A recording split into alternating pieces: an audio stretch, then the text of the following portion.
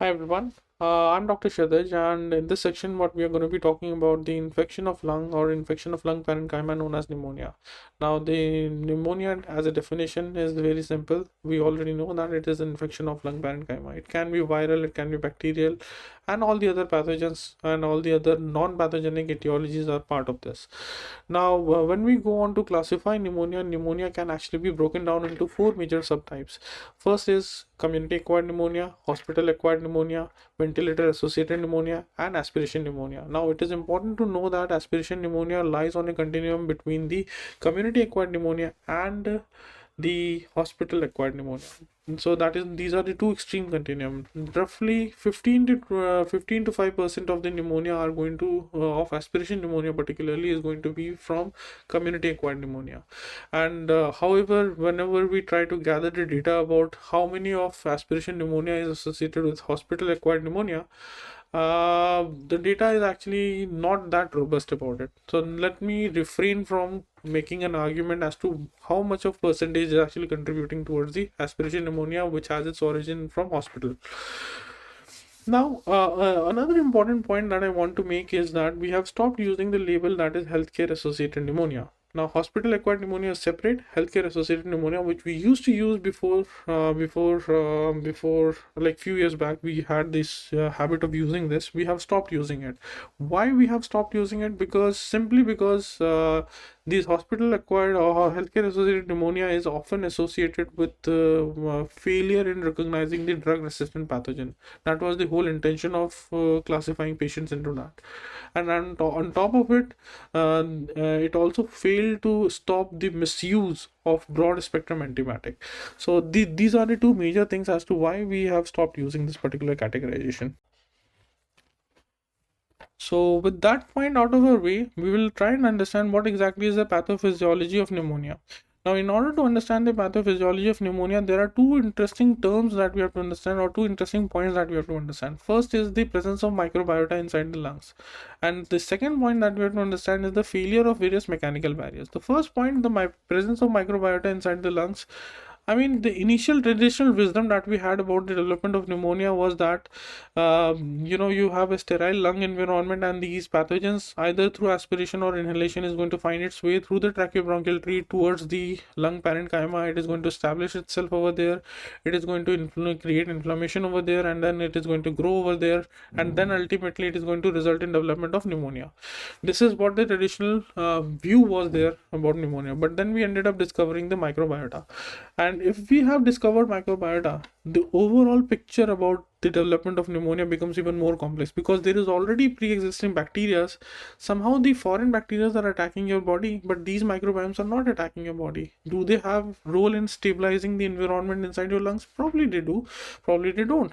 But the evidence suggests that yeah, it does have a role in stabilizing the internal environment of the lung, right? And this microbiota is so sensitive that it is going to, their growth is affected by the local pH, their growth is affected by the local temperature that you have over there. The oxygen tension also can affect that, right? It has its own mechanistic way of becoming part of the microbiota, and there is an eliminative process also existing inside of it. So it's a whole lot of different realm of discussion that we have to go into, which we'll not go into. But then yeah, we have to keep this point in mind. The second point is the failure of various mechanical barriers. So we have different multitude number of mechanical barrier. Nature has given us this mechanical barrier to prevent the development of pneumonia. The first barrier is the nares and the turbinates that you have inside that, the nasal hairs that you have inside of your nasal cavity, and the turbinates, which prevents the inhalation of the microorganisms, right? And on top of it, you have cuff reflex, gag reflex to prevent aspiration. Then you have the mucociliary clearance. When that is effective, it prevents the mucosal dispersal of the pathogens. And also you have extreme branching of the tracheobronchial tree, which makes it a huge challenge for a pathogen to find its way all the way towards the lower parts of the lung, right? So all of these are the mechanical barrier. When you have the failure of these things, you become more prone to inhalation, you acquiring microorganism through inhalation, through micro aspiration or macro aspirations, right? And also through mucosal dispersion, right? So you tend to acquire these pathogens, and that is going to trigger the core pathophysiology of the pneumonia. Now, coming to the core pathophysiology that we know about pneumonia, So first thing, we have to understand the positive feedback loop that is existing at the core of it. What happens is that either there could be initiating factor or initiating agent of initiating event of viral pneumonia in cases of community acquired and hospital acquired pneumonia, or it can be a macro aspiration in cases of aspiration pneumonia.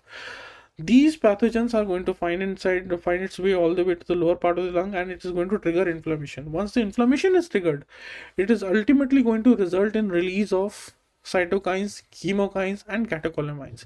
Once these three molecules are released at the local site, what it will do is that it will promote the growth of streptococcus pneumoniae and also growth of pseudomonas aeruginosa. Once you have the growth of pseudomonas aeruginosa and streptococcal pneumonia, they are again going to go back to trigger the inflammation. So it sets a positive feedback loop in which the inflammations are going, the number of inflammatory events are going to go up, and with that the growth of pathogen is also going to go up.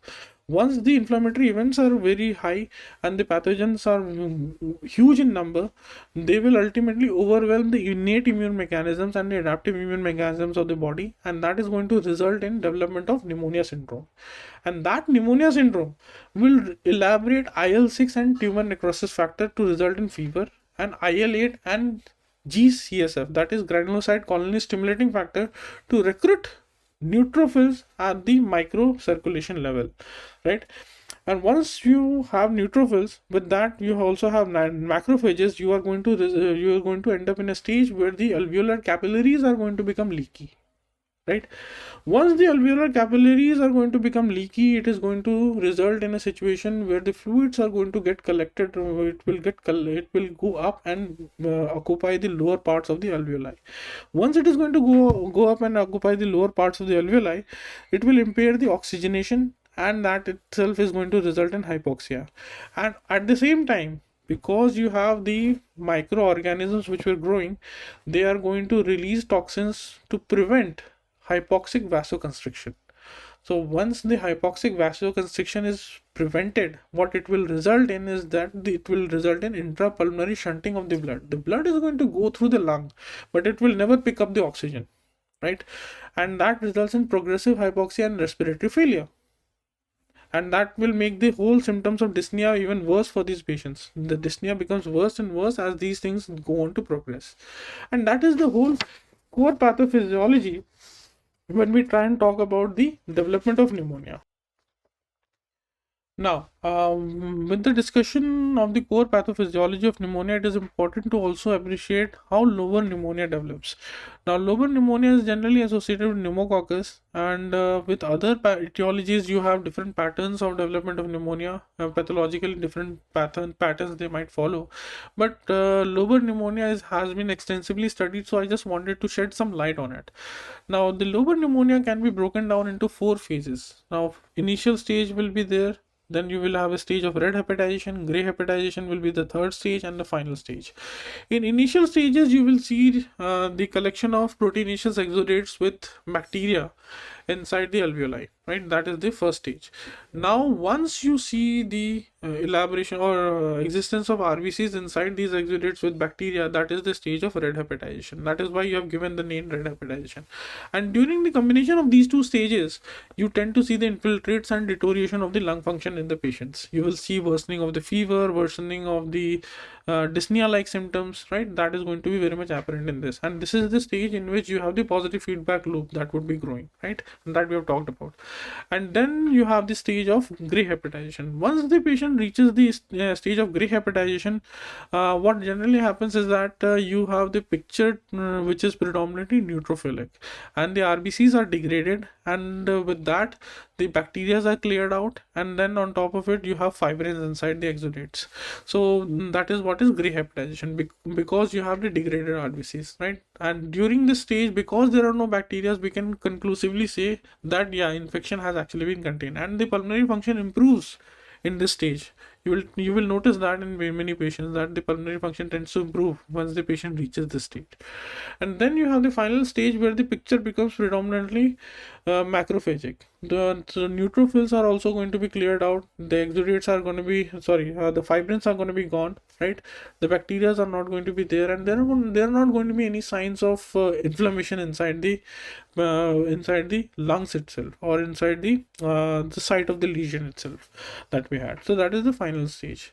Now it is also the side note that I want to add before I close the video or end the video is that, when we try and consider ventilator associated pneumonia, generally pneumonia happens after the development of bronchiolitis. That is important.